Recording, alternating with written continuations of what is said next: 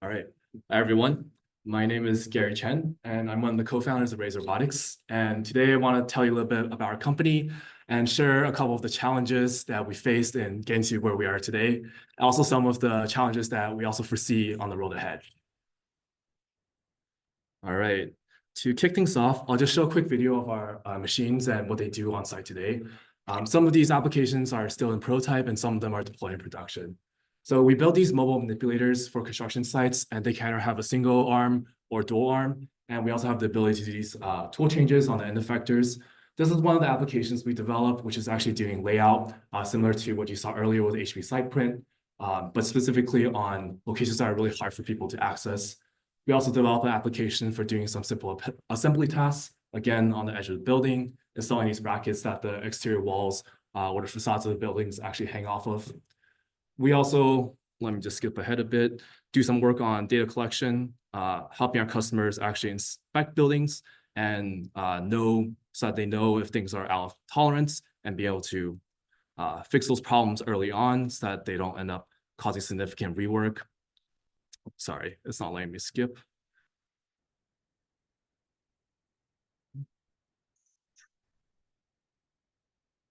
There. And then finally, we recently started doing some work on concrete drilling that we're actually running out in San Francisco next month. And our ultimate vision in the long term is to really develop a manipulation platform for a construction site.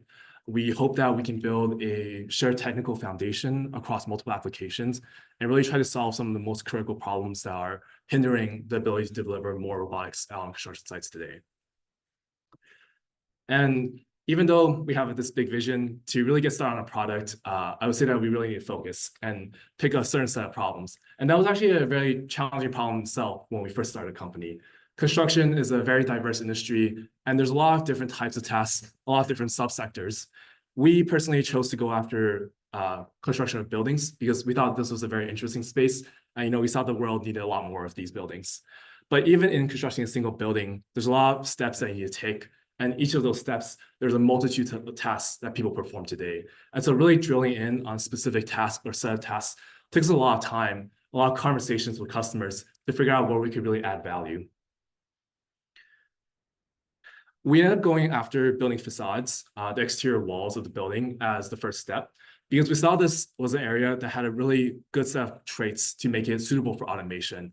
One of the particular qualities is that our customers have spent the last few decades actually working on standardizing their systems. So they're basically doing the same type of work on every single building. And that meant that the task itself was very suitable for automation because we didn't have to deal with a whole lot of variation.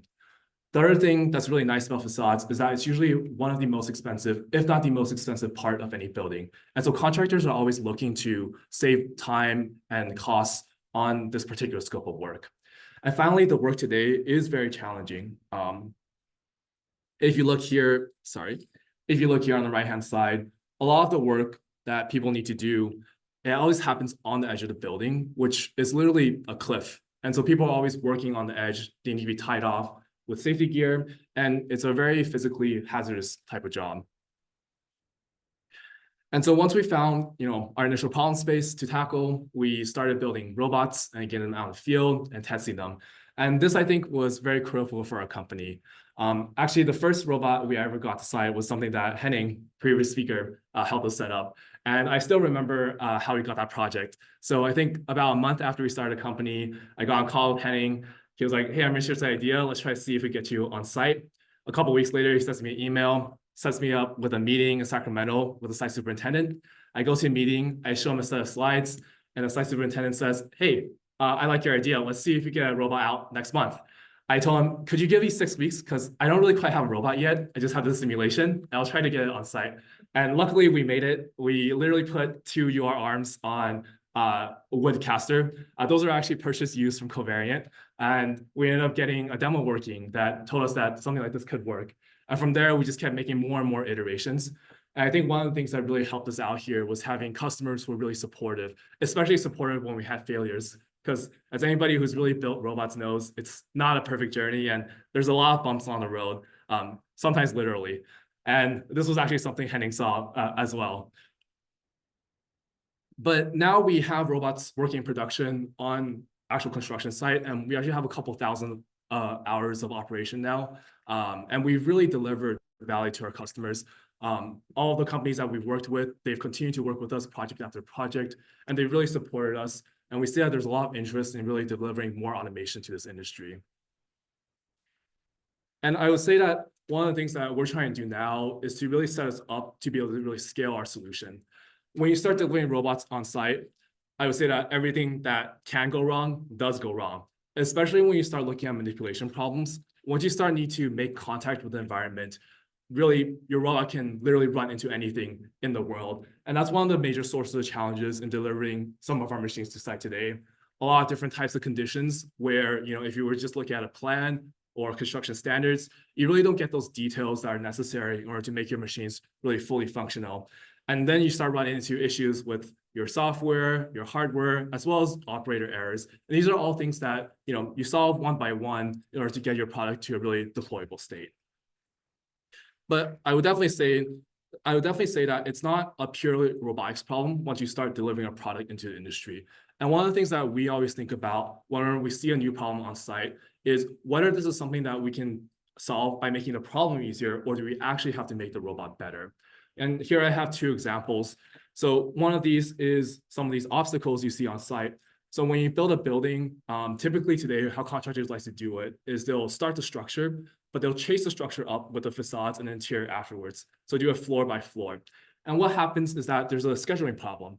So when you're actually casting a floor of concrete, you need these vertical supports in order to hold the floors up before the concrete fully cures. But those create obstacle avoidance problems for the robots, and makes it a really tough space to navigate.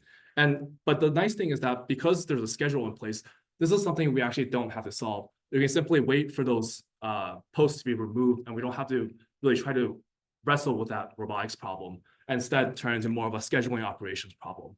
On the other hand, if you look at the right, this was a problem that we actually did need to solve. So typically when we move the robots on a construction site, we like to drive them into the construction hoist or the elevator and move them between floors. But as we started deploying on more projects, one thing that we actually saw is that the hoist never gets set up on time. I actually remember there was this project, I think 2 years ago in Texas in the summer, where the hoist wasn't set up. And I literally had to walk up 14 floors every single day, and it was 100 degrees outside. And so that was one of the problems we needed to solve technologically with the robot, is how do we actually move it in the case that these hoists aren't up. And so we ended up installing these rigging points and doing a lot of engineering and testing on them to allow more flexibility in deployments.